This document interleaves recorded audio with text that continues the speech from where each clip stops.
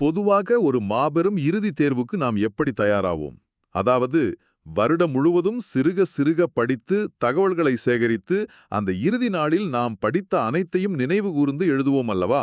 அதற்காக ஒரு கால அட்டவணையை உருவாக்கி தேர்வு நாளுக்காக காத்திருப்போம். ஆமாம், அதுதான் இயல்பான ஒரு முறை. சரி. ஆனால் அந்த இறுதித் தேர்வு எப்போது வரும் என்றே உங்களுக்கு தெரியாது என்றால் எப்படி இருக்கும்? இன்று வரலாம், நாளை வரலாம், அல்லது பல வருடங்கள் கழித்து வரலாம். அப்படிப்பட்ட ஒரு திகதியற்ற தேர்வுக்காக உங்கள் வாழ்நாள் முழுவதும் நீங்கள் தயாராகிக் கொண்டே இருக்க வேண்டும் என்றால் அந்த மனநிலையை சற்று கற்பனை செய்து பாருங்கள். அது உண்மையிலேயே மிகப்பெரிய உளவியல் சவால். நாம் அனைவரும் எதிர்கொள்ளப் போகும் அந்த இறுதித் தேர்வு வேறு எதுவும் இல்லை, நமது மரண தருவாய்தான். மிகச் சரியாகச் சொன்னீர்கள். அந்த இறுதி வினாடியில் நமது மனம் எப்படி செயல்படுகிறது, எந்த எண்ணம் மேலோங்கி நிற்கிறது என்பதுதான் நமது அடுத்த கட்ட பயணத்தை தீர்மானிக்கிறதென்று பண்டைய தத்துரங்கள் கூறுகின்றன. நாம் வாழ்க்கையே எப்படி வாழ்ந்தோம் என்பதற்கான மொத்தச் சான்றிதழும் அந்த ஒரு கணத்தில்தான் வழங்கப்படுகிறது. கண்டிப்பாக. அந்த இறுதித் தேர்வுக்கு உங்களை, அதாவது இந்த தகவல்களை கேட்டுக்கொண்டிருக்கும் நேயரான உங்களை தயார்படுத்துவதுதான் இந்த ஆழ்ந்த பகுப்பாய்வின் முக்கிய நோக்கம். ஆமாம், மிகவும் அவசியமான ஒரு தலைப்பிது. இன்று நாம் நமது மேஜையில் உள்ள மிக முக்கியமான தரவுகளை அலசப் போகிறோம். பகவத்கீதையின் 8வது அத்தியாயமான அக்ஷர பிரம்ம யோகம் குறித்து சுவாமி பரமார்த்தானந்தா மற்றும் சுவாமி தயானந்த சரஸ்வதி ஆகியோர் வழங்கிய மிகச்சிறந்த ஆழமான விரிவுரை குறிப்புகளை நாம் இன்று ஆராயப் போகிறோம். இந்த தரவுகளில் உள்ள ஆன்மீக தத்துவங்களை உங்கள் அன்றாட வாழ்வியலோடு எப்படி பொருத்தி பார்ப்பது என்பதைத்தான் நாம் விவாதிக்கப் போகிறோம். நிச்சயமாக. இந்த விவாதத்தின் பின்னணியை சுருக்கமாக பார்த்து விடுவது நல்லது என்று நினைக்கிறேன். கீதையின் 7வது அத்தியாயத்தின் இறுதியில் பகவான் கிருஷ்ணர் சில குறிப்பிட்ட மிகவும் ஆழமான கலைச்சொற்களை பயன்படுத்துகிறார். அந்த சொற்கள் அர்ஜுனனுக்கு புரியவில்லை இல்லையா? ஆமாம், அதை கேட்ட அர்ஜுனனுக்குள் மிகப்பெரிய குழப்பம் எழுகிறது. அவன் மிக தெளிவாக 7 கேள்விகளை கிருஷ்ணரிடம் முன்வைக்கிறான். அந்த 7 கேள்விகளுக்கான துல்லியமான விரிவான பதில்களே இந்த 8வது அத்தியாயத்தின் ஒட்டுமொத்த சாராம்சம். சரி, இதை நாம் விரிவாக அலசுவோம். அந்த 7 கேள்விகளில் இறுதி தருணத்தை பற்றிய கேள்விதான் கடைசியாக வருகிறது. ஆனால் ஒரு சிக்கலான இயந்திரத்தை இயக்குவதற்கு முன் அதன் கையேட்டை படிப்பது போல முதலில் அந்த 6 அடிப்படை தத்துவங்களை நாம் புரிந்து கொள்வது அவசியம். உண்மைதான். முதல் கேள்வியிலிருந்தே தொடங்குவோம். பிரம்மா என்றால் என்ன என்று அர்ஜுனன் கேட்கிறான். இதை நான் படிக்கும்போது எனக்கு ஒரு சந்தேகம் வந்தது. சமஸ்கிருதத்தில் அக்ஷரம் என்றால் பொதுவாக ஒரு எழுத்து என்றுதானே பொருள். இங்கு எப்படி அது ஒட்டுமொத்த பரம்பொருளை குறிக்கிறது? அது பலருக்கும் ஏற்படும் ஒரு மொழி சார்ந்த குழப்பம்தான். அக்ஷரம் என்ற சொல்லுக்கு எழுத்து என்ற பொருளும் வழக்கில் உள்ளது. ஆனால் இந்த தரவுகளில் சுவாமி பரமார்த்தானந்தா இதை மிக தெளிவாக விளக்குகிறார். ஓ, அவர் என்ன சொல்கிறார்? க்ஷரம் என்றால் சிதைவது அல்லது மாறுதலுக்கு உட்பட்ட அழிவது. அக்ஷரம் என்றால் எக்காலத்திலும் அழியாதது, எவ்வித மாறுதலுக்கும் உட்படாதது. கிருஷ்ணர் இங்கு பரமம் அக்ஷரம் என்ற வார்த்தையை பயன்படுத்துகிறார். அதாவது காலத்தால் அழியாத தத்துவம் என்கிறீர்களா? ஆமா, எந்த எல்லைகளுக்கும் உட்படாத பிரபஞ்சத்தின் ஆதி தத்துவமே இங்கு பிரம்மா எனப்படுகிறது. இது வெறும் எழுத்தை குறிக்கவில்லை. இதை ஒரு திரையரங்கோடு ஒப்பிடலாமா? திரையிலோடும் திரைப்படம் மாறிக்கொண்டே இருக்கிறது. காட்சிகள், கதாபாத்திரங்கள் எல்லாம் தோன்றி மறைகின்றன. ஆனால் அந்த பின்னணி திரை எந்த மாற்றமும் இல்லாமல் அப்படியே இருக்கிறது. அந்த திரைதான் பிரம்மா, இல்லையா? மிகச் சரியான ஒப்பீடு. அந்த திரைதான் பரமம், அக்ஷரம். அதில் விழும் காட்சிகளெல்லாம் க்ஷரம், அதாவது மாறுபவை. அருமை. அடுத்ததாக அர்ஜுனன் அத்தியாத்மம் மற்றும் கர்மம் பற்றி கேட்கிறான். அத்தியாத்மம் என்பது ஒருவருடைய சொந்த இயல்பு என்று விளக்கப்படுகிறது. ஆமாம், அதை ஸ்வபாவம் என்று குறிப்புகள் சொல்கின்றன. அதாவது அந்த பரம்பொருளானது தனிப்பட்ட ஒரு உடலுக்குள், உயிருக்குள் தன்னை வெளிப்படுத்திக் கொள்ளும்போது அது அத்தியாத்மம் அல்லது ஜீவஸ்வபாவம் என்று அழைக்கப்படுகிறது. என்றால் இப்போது இதை கேட்டுக்கொண்டிருக்கும் நேயருக்குள் இருக்கும் தனித்துவமான உணர்வு நிலைதான் அத்தியாத்மம், சரியா? மிகச்சரி. அந்த பேரறிவு தனிமனிதனுக்குள் செயல்படும் விதம் அத்தியாத்மம். சந்தேகம் நியாயமானதுதான். நான் இப்போது தேநீர் அருந்துவது ஒரு கர்மம். ஆனால் நமது தரவுகளில் இதை விசர்க்கம் என்று குறிப்பிடுகிறார்கள். அப்படியென்றால் கர்மம் என்பது வெறும் தனிமனித செயல் மட்டுமல்லவா? உண்மையில் அது அப்படியல்ல. கிருஷ்ணர் இங்கு கர்மம் என்பதை மிக பரந்த பிரபஞ்ச அளவிலான ஒரு செயலாக விளக்குகிறார். விசர்க்கம் என்றால் உயிர்களை படைக்கும் மாபெரும் செயல் அல்லது படைப்புச் செயல். ஓ, ஒட்டுமொத்த பிரபஞ்சத்தின் இயக்கமும் இதில் அடங்குமா? ஆமாம், ஒரு காரணத்திலிருந்து காரியம் உருவாவதும் சங்கிலித் தொடரான செயல்களின் விளைவுகளுமே இங்கு கர்மம் எனப்படுகிறது. நீங்கள் தேநீர் அருந்துவது ஒரு சிறிய கர்மம் என்றாலும் இங்கு குறிப்பிடப்படுவது முழு பிரபஞ்சத்தையும் இயக்கும் அந்த மாபெரும் கர்ம விதியாகும். ஆக முதல் 3 தத்துவங்களை நாம் பார்த்துவிட்டோம். பிரம்மா என்பது மாறாத உண்மை, அத்தியாத்மம் என்பது தனிமனித உணர்வு, கர்மம் என்பது படைப்புச் செயல். மிக நேர்த்தியாக தொகுத்துவிட்டீர்கள். மீதமுள்ள 3 வார்த்தைகள் இன்னும் சற்று கடினமான சம்ஸ்கிருத சொற்களாக தோன்றுகின்றன. அதிபூதம், அதிதெய்வதம் மற்றும் அதியக்ஞம். முதலில் அதிபூதம் என்றால் என்ன? இது குறிப்புகளில் க்ஷரோபாவ என்று சொல்லப்பட்டுள்ளது. அதிபூதம் என்பது எப்போதும் மாறிக்கொண்டே இருக்கும் பௌதிக பிரபஞ்சம். நாம் கண்ணால் காணும் இந்த பருப்பொருள் உலகம், நமது உடல் உட்பட அனைத்தும் அதிபூதம். இது க்ஷரம், அதாவது அழியும் அல்லது மாறும் தன்மையுடையது. அடுத்த சொல் அதிதெய்வதம். இதை ஹிரண்யகர்பர் அல்லது புருஷன் என்று குறிப்புகள் கூறுகின்றன. நேயர்களுக்கு இந்த சொற்கள் மிகவும் அந்நியமாக இருக்கலாம். இதை எப்படி எளிமையாக புரிந்து கொள்வது? இதை ஒரு கணினி அமைப்போடு ஒப்பிட்டு பார்ப்போம். கணினி அமைப்பா? சரி, சொல்லுங்கள். அதிபூதம் என்பது உங்கள் கணினியின் வன்பொருள் போன்றது. அதாவது கண்ணுக்கு தெரியும் பௌதிக பொருட்கள். ஆனால் அந்த வன்பொருளை இயக்குவதற்கு ஒரு மென்பொருள் அல்லது இயங்குதளம் தேவை அல்லவா? ஆமாம், ஆபரேட்டிங் சிஸ்டம் தேவை. பிரபஞ்சம் முழுவதையும் இயக்கும் அந்த மாபெரும் கண்ணுக்கு தெரியாத ஒட்டுமொத்த அறிவாற்றல் அல்லது மேலாண்மை சக்திதான் அதிதெய்வதம் அல்லது ஹிரண்யகர்பர் எனப்படுகிறது. இது எல்லா பருப்பொருட்களையும் ஒரு குறிப்பிட்ட விதிமுறைக்குள் இயங்கச் செய்கிறது. ஆஹா, இந்த இயங்குதல உதாரணம் மிக தெளிவாக இருக்கிறது. சரி, 6வது மற்றும் மிகவும் முக்கியமான சொல்லுக்கு வருவோம். அதியக்ஞம். ஆமாம், இது மிக முக்கியமானது. நமது குறிப்புகளில் இதில்தான் மிகப்பெரிய ரகசியம் அடங்கியுள்ளதாக கூறப்படுகிறது. அதியக்ஞம் என்பது கர்ம விதிகளுக்கு தலைவனான இறைவன் என்று சொல்லப்பட்டுள்ளது. சரியாக படுத்திருக்கிறீர்கள். கிருஷ்ணர் இங்கு அதியக்ஞோ அகமேவாத்ர என்கிறார். அதாவது இந்த உடம்பில் கர்ம பலன்களை அளிக்கும் அதியக்ஞனாக நானே இருக்கிறேன் என்கிறார். அப்படியென்றால் இறைவன் எங்கோ வெளியிலில்லை. இல்லை, அந்த இறைவன் எங்கோ தொலைவில் மேகங்களுக்கு பின்னால் இல்லை, நம் ஒவ்வொருவரின் உடலிலும் நமது செயல்களை பார்த்து அவற்றுக்கான பலனை அளிப்பவராக, ஒரு சாட்சியாக வீற்றிருக்கிறார் என்ற ஆழமான உண்மையை இது குறிக்கிறது. காத்திருங்கள், இங்குதான் எனக்கு ஒரு முரண்பாடு தோன்றுகிறது. என்ன முரண்பாடு? இறைவன் எனக்குள் ஒரு சாட்சியாக, ஒரு கண்காணிப்பு கேமரா போல அமர்ந்திருக்கிறார் என்றால், நான் ஏன் என் வாழ்வில் பலமுறை தவறான முடிவுகளை எடுக்கிறேன்? நான் தவறு செய்யும்போதே உள்ளே இருக்கும் அவர் என்னை தடுத்து நிறுத்தக்கூடாதா? அவர் வெறும் சாட்சியாக மட்டும் இருப்பது ஏன்? இது மிகவும் ஆழமான கேள்வி. இதை நாம் கர்ம விதியின் அடிப்படையில்தான் புரிந்து கொள்ள வேண்டும். இறைவன் உங்களுக்கு சுதந்திரமான முடிவெடுக்கும் திறனை வழங்கியிருக்கிறார். அதாவது ஃப்ரீவில் என்கிறீர்களா? செய்ய வேண்டும் என்று அவர் கட்டளையிடுவதில்லை. நீங்கள் ஒரு செயலை செய்யும்போது அதை உணரற்ற பௌதீக உலகம் கவனிப்பதில்லை. ஆனால் உங்களுக்குள் இருக்கும் அந்த தூய அறிவான இறைவன் சாட்சியாக இருந்து கவனிக்கிறார்.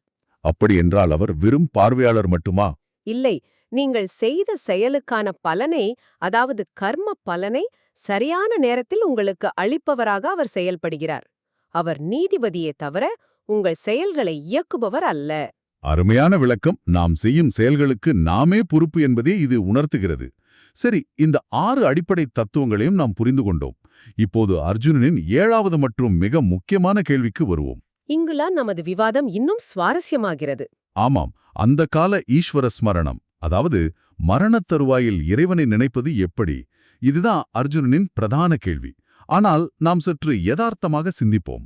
சரி, சிந்திப்போம். ஒருவர் எதிர்பாராத விபத்தில் சிக்குகிறார் அல்லது முதுமையால் தீவிர வலியில் இருக்கிறார். அந்த மரணத் தருவாயில் உடல் உபாதைகள் மேலோங்கி இருக்கும்போது எப்படி ஒருவரால் தத்துவங்களை நினைத்து இறைவனை தியானிக்க முடியும்? இது நடைமுறைக்கு சாத்தியமில்லாத ஒன்றாக தோன்றுகிறது. அர்ஜுனனுக்கும் இதே யதார்த்தமான சந்தேகம் இருந்தது. போர்க்களத்தில் எதிரி அம்புகளை வீசும்போது எப்படி தியானம் செய்வது என்று அவன் கேட்டான். இதற்கு கிருஷ்ணர் அளிக்கும் பதில் உளவியல் ரீதியானது. அவர் என்ன சொல்கிறார்? மரணத்தின் போது நமது மனதில் எந்த எண்ணம் மிகவும் மேலோங்கி இருக்கிறதோ அந்த எண்ணமே நமது அடுத்த பிறவியையும் பயணத்தையும் தீர்மானிக்கிறது என்று அவர் உறுதியாக கூறுகிறார். மரணத் தருவாயில் நீங்கள் புதிதாக ஒன்றை படித்து நினைவில் வைத்துக்கொள்ள முடியாது. ஆமாம், அது சாத்தியமில்லை. ஒருவர் வாழ்நாள் முழுவதும் எதை ஆழமாக நேசிக்கிறாரோ, எதை பற்றி இடைவிடாமல் சிந்திக்கிறாரோ அதுதான் அந்த இறுதி வினாடியில் தானாகவே மேலெழுந்து வரும். அதாவது வாழ்நாள் முழுவதும் பணம், பதவி அல்லது பலர் மீதான கோபம் ஆகியவற்றை மட்டுமே சிந்தித்துக் கொண்டு இருப்பவர் இறுதி மூச்சிலும் அதேதான் நினைப்பார். அவர் திடீரென உயர்ந்த லட்சியங்களை எண்ணிவிட முடியாது என்கிறீர்கள். சரியாக சொன்னீர்கள். அதனால்தான் கிருஷ்ணர் எல்லா காலங்களிலும் என்னை நினைத்துக்கொண்டு உனது கடமையைச் செய் என்கிறார். அதாவது போரிடு என்கிறார். அவர் அர்ஜுனனை போர்க்களத்தை விட்டு ஓடச் சொல்லவில்லை. இல்லை, ஓடச் சொல்லவில்லை. செயல்களை செய்து கொண்டே எப்படி உயர்ந்த லட்சியத்தை நினைவில் கொள்வது என்பதுதான் இங்கு சூக்ஷ்மம். இதைப்பற்றி படிக்கும்போது சுவாமி தயானந்த சரஸ்வதியின் குறிப்புகளில் ஒரு அற்புதமான ஒப்புமை இருந்தது. அது என் சிந்தனையை முற்றிலும் மாற்றியமைத்தது. ஓ, அந்த தம்புரா சுருதி ஒப்புமையை சொல்கிறீர்களா? ஆமாம் நேயர்களே, நீங்கள் கர்நாடக சங்கீத கச்சேரியை கேட்டிருப்பீர்கள். அங்கே ஒரு பாடகர் மேடையில் பாடிக்கொண்டிருக்கிறார். அவர் ராகம், தாளம், ஸ்வரம், பாடலின் வரிகள் என பல விஷயங்களில் தனது முழு கவனத்தையும் செலுத்த வேண்டும். கொஞ்சம் கவனம் சிதறினாலும் பாட்டு பிசகிவிடும். உண்மைதான், அது ஒரு சிக்கலான செயல். ஆனால் இவ்வளவு சிக்கலான வேலைகளுக்கு மத்தியிலும் பாடகரின் மனதின் ஓரம் எப்போதும் பின்னணியில் ஒலித்துக் கொண்டிருக்கும் அந்த தம்புராவின் சுருதியிலேயே ஆழமாக நிலைத்திருக்கும். சுருதி பிசகினால் ஒட்டுமொத்த சங்கீதமும் கெட்டுவிடும் என்பது அவருக்கு தெரியும். இது மிகவும் துல்லியமான ஒரு உளவியல் ஒப்புமை. அந்த பாடகர் எப்படி தனது சிக்கலான இசைப்பணியை செய்து கொண்டே தம்புரா சுருதியை மனதின் பின்னணியில் வைத்திருக்கிறாரோ அதேபோல நாமும் நமது உலக கடமைகளை செய்ய வேண்டும். அதாவது அலுவலக வேலைகளை செய்யும் பொழுதும் இதை நினைவில் கொள்ள வேண்டுமா? ஆமா, நீங்கள் அலுவலகத்தில் ஒரு முக்கியமான மென்பொருளை உருவாக்கிக் கொண்டிருக்கலாம், அல்லது ஒரு அறுவை சிகிச்சையை செய்து கொண்டிருக்கலாம், அல்லது உங்கள் குடும்பத்திற்காக சமைத்துக் கொண்டிருக்கலாம். நீங்கள் செய்யும் செயலில் முழு கவனமும் இருக்க வேண்டும். ஆனால் உங்கள் மனதின் மிக ஆழத்தில் வாழ்க்கையின் உயர்ந்த லட்சியம் ஒரு சுருதியைப் போல ஒலித்துக் கொண்டே இருக்க வேண்டும். சகுண ஈஸ்வர உபாசனை என்று குறிப்புகளில் சொல்வது இதைத்தானா? ஆமாம், இறைவனை நோக்கிய பயணம் எப்போதுமே மனதின் பின்னணியில் இருக்க வேண்டும். அதாவது உலகத் தேவைகள் நமது பாடல் என்றால் ஆன்மீக லட்சியம் நமது சுருதி, அருமை. எனவே இதற்கெல்லாம் என்ன பொருள்? இந்த சுருதியோடு வாழ்நாள் முழுவதும் தியான பயிற்சியில் ஈடுபடுபவர்கள் மரணத்திற்குப் பின் எங்கு செல்கிறார்கள்? ஆன்மா பயணிக்கும் குறிப்பிட்ட பாதைகளைப் பற்றி இந்த 8வது அத்தியாயம் மிகவும் விரிவாக பேசுகிறது. நேர்களில் பலருக்கு மறுபிறவி அல்லது பிரம்மலோகம் போன்ற மரணத்திற்கு பிந்தைய கருத்துக்களில் நம்பிக்கை இல்லாமல் இருக்கலாம். ஆனாலும் இந்த 2 பாதைகளின் உளவியல் மற்றும் தத்துவார்த்த அர்த்தம் என்ன? கீதையின் இந்த அத்தியாயம் முக்கியமாக கிரம்ம முக்தி எனப்படும் தத்துவத்தை பேசுகிறது. இது படிப்படியான முக்தி.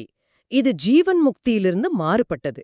மரணத்திற்குப் பின் ஆன்மா பயணிக்கும் 2 மார்க்கங்களை அல்லது பாதைகளை கிருஷ்ணர் இங்கு விளக்குகிறார். அந்த 2 பாதைகள் என்னென்ன?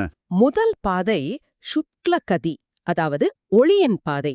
2வது கிருஷ்ணகதி, இருளின் அல்லது புகையின் பாதை. ஏன் ஒன்று ஒளி என்றும் மற்றொன்று புகை அல்லது இருள் என்றும் அழைக்கப்படுகிறது? இதன் பின்னணியிலுள்ள தர்க்கம் என்ன? இது மிகவும் அழகான ஒரு உருவகம். புகை என்பது தெளிவற்ற தன்மையை குறிக்கிறது. உலக ஆசைகளுக்காகவும் பொருள், புகழ், பதவி போன்ற சுயநல தேவைகளுக்காகவும் சடங்குகளை அல்லது நற்செயல்களை செய்பவர்கள் இந்த புகையின் பாதையில் பயணிக்கிறார்கள். அதாவது அவர்கள் கெட்டவர்கள் இல்லையா? இல்லை, அவர்கள் நல்லவர்கள்தான். ஆனால் அவர்களின் மனம் ஆசைகளால், எதிர்பார்ப்புகளால் புகையைப் போல மங்கியிருக்கிறது. அவர்கள் செய்த புண்ணியத்தின் பலனாக அவர்கள் ஸ்வர்க்கம் போன்ற தற்காலிக இன்ப உலகங்களை அடைகிறார்கள். சரி, அங்கேயே தங்கிவிடுவார்களா? அதுதான் இல்லை. அவர்கள் ஈட்டிய புண்ணியம் அங்கே அனுபவித்து தீர்ந்தவுடன் மீண்டும் தங்களின் நிறைவேறாத ஆசைகளை தேடி இந்த பூமிக்கு பிறவி எடுத்து வருகிறார்கள். சம்சார சுழற்சியிலிருந்து அவர்கள் விடுபடுவதில்லை. ஓ, அப்படியானால் சுக்லகதி எனப்படும் ஒளியின் பாதை என்பது தெளிவை குறிக்கிறதா? முற்றிலும். ஒளி என்பது அறிவின், விழிப்புணர்வின் அடையாளம். எவ்வித உலகியல் பலனையும் எதிர்பாராமல் ஆசைகளைத் துறந்து நிரந்தரமான உண்மையே குறிக்கோளாக கொண்டு தியானிப்பவர்கள் இந்த பாதையில் பயணிக்கிறார்கள். நிஷ்காம உபாசகர்கள் என்று இவர்களைத்தானே சொல்கிறார்கள்? ஆமாம், சரியாக சொன்னீர்கள். அவர்களிடம் சுயநலத்தின் புகை இல்லை, தூய தெளிவு மட்டுமே உள்ளது. மரணத்திற்குப் பின் அவர்கள் பிரம்மலோகத்தை அடைகிறார்கள். அங்கே முழுமையான ஞானம் அடைந்து நிரந்தர விடுதலையை, அதாவது முக்தியை பெறுகிறார்கள். அவர்கள் மீண்டும் திரும்புவதில்லையா? இல்லை, அவர்கள் மீண்டும் இந்த சம்சார சுழற்சிக்கு திரும்புவதில்லை. இது மிகப்பெரிய சிந்தனை திருப்பாக இருக்கிறது. இதை நம் நவீன உளவியல் ரீதியாக பார்த்தால் கூட இதன் ஆழம் புரியும். எப்படி சொல்கிறீர்கள்? நமது மனம் சுயநல ஆசைகளாலும் அகங்காரத்தாலும் நிரம்பி இருக்கும்போது நமது செயல்கள் புகையால் சூழப்பட்டதைப் போல தெளிவற்று போகின்றன. நாம் ஒரே மாதிரியான தவறுகளை, ஒரே மாதிரியான உணர்வு போராட்டங்களை நம் வாழ்நாளில் மீண்டும் மீண்டும் சந்திக்கிறோம். அதுவே ஒரு சுழற்சிதான். மிக சரியான பார்வை. ஆனால் நாம் எதிர்பார்ப்புகளை விடுத்து ஒரு உயர்ந்த லட்சியத்திற்காக தெளிவான ஒளியோடு செயல்படும்போது அந்த போராட்டங்களிலிருந்து நாம் விடுதலை பெறுகிறோம். உண்மைதான். இதைத்தான் கிருஷ்ணர் மீண்டும் மீண்டும் வலியுறுத்துகிறார். அதனால்தான் தியான பயிற்சியின் முக்கியத்துவத்தை அவர் கூறுகிறார். மரணத்தின் போது திடீரென ஒருவரால் இந்த தெளிவை பெற்றுவிட முடியாது. ஆமா, வாழ்நாள் முழுவதும் நாம் எதை பயில்கிறோமோ அதுதான் அந்த இறுதிக் கட்டத்தில் கை கொடுக்கும். நாம் எதை சிந்திக்கிறோம், நமது கோபத்தை எப்படி கையாள்கிறோம், நமது ஆசைகளை எப்படி ஆழப்படுத்துகிறோம் என்பதுதான் அந்த இறுதி எண்ணத்தை வடிவமைக்கிறது. நிச்சயமாக. ஆக, ஒட்டுமொத்த பகுப்பாய்வின் சாராம்சத்தை நேயர்களுக்காக நாம் சுருக்கமாக தொகுத்து பார்ப்போம். வாழ்க்கை என்பது எந்த தேதியில் வரும் என்று தெரியாத ஒரு இறுதித் தேர்வுக்கான நீண்டகால தயாரிப்பு. நமது இன்றைய தினசரி எண்ணங்களும் நாம் செய்யும் சிறு சிறு செயல்களுமே நமது இறுதி இலக்கை தீர்மானிக்கின்றன. ஆமாம், இதுதான் மையக் கருத்து. தனிமனித உணர்வான அத்தியாத்மத்தையும் உலகப் படைப்பான கர்மத்தையும் அழியும் பிரபஞ்சமான அதிபூதத்தையும் இயக்கும் அந்த பரம்பொருளை புரிந்து கொள்வதே முதல் படி. அதன்பின் நமது அன்றாட கடமைகளை செய்யும்போது தம்புரா சுருதியைப் போல உயர்ந்த லட்சியத்தை மனதின் பின்னணியில் ஒலிக்கச் செய்ய வேண்டும். மிக அழகாக சுருக்கி கூறிவிட்டீர்கள். உலகத் தேவைகளுக்காகச் செய்யப்படும் வெறும் கர்மங்களை விட இறைவனையே இலக்காகக் கொண்ட தியானம் பல மடங்கு உயர்ந்தது. சுயநல ஆசைகள் நிறைந்த புகையின் பாதையை தவிர்த்து எதிர்பார்ப்புகளற்ற ஒளியின் பாதையை தேர்ந்தெடுப்பதே உன்னதமான வாழ்க்கை முறை என்பதை நமது தரவுகளிலிருந்து ஆழமாக புரிந்து கொண்டோம். நாம் விவாதித்த அனைத்தும் வெறும் தொன்மையான தத்துவங்கள் மட்டுமல்ல. உங்கள் மனதை, உங்கள் கவனத்தை, உங்கள் வாழ்வின் நோக்கத்தை எப்படி ஒருமுகப்படுத்துவது என்பதற்கான மிகச்சிறந்த உளவியல் வழிகாட்டுதல்கள். நீங்கள் செய்யும் ஒவ்வொரு செயலும் உங்களை அந்த இறுதி தருணத்திற்கான தயாரிப்பில் ஈடுபடுத்துகிறது என்பதை நேயர்கள் மறக்கக்கூடாது. இந்த அற்புதமான பகுப்பாய்வோடு நாம் நிறைவு பகுதிக்கு வந்துவிட்டோம். நேயர்களே, உங்களுக்காக ஒரு சிந்தனைக்கான கேள்வியோடு இதை முடிக்க விரும்புகிறோம். ஆமாம் நேயர்களே, இதை சிந்தித்துப் பாருங்கள். மரணத் தருவாயில் தோன்றும் அந்த இறுதி எண்ணம்தான் நமது அடுத்த பயணத்தை தீர்மானிக்கிறது என்று பார்த்தோம். அந்த எண்ணம் நமது வாழ்நாள் பழக்கத்தின் வெளிப்பாடு. ஆனால் அந்த இறுதி வினாடி எப்போது வரும் என்று யாருக்கும் தெரியாதல்லவா? உண்மைதான். அது எப்போது வேண்டுமானாலும் நிகழலாம். இன்று மாலையாக இருக்கலாம், அல்லது இன்னும் பல தசாப்தங்கள் கழியலாம். அப்படி பார்த்தால் நீங்கள் இப்போது சிந்தித்துக் கொண்டிருக்கும் இந்த நடப்பு எண்ணம் கூட ஒருவேளை உங்களது கடைசி எண்ணமாக இருக்கலாம். இது மிகவும் ஆழமான ஒரு சிந்தனை. அப்படியானால் உங்கள் மனதின் ஆழத்தில் பின்னணியில் ஒலிக்கும் அந்த தம்புரா சுருதி இப்போது எதை மீட்டிக் கொண்டிருக்கிறது? அது அழியக்கூடிய தற்காலிகமான பணத்தையோ பகையையோ கோபத்தையோ மீட்டிக் கொண்டிருக்கிறதா? அல்லது நிரந்தரமான அமைதியான ஒரு உயர்ந்த லட்சியத்தை மீட்டிக் கொண்டிருக்கிறதா? சிந்தித்துப் பாருங்கள். அருமையான கேள்வி.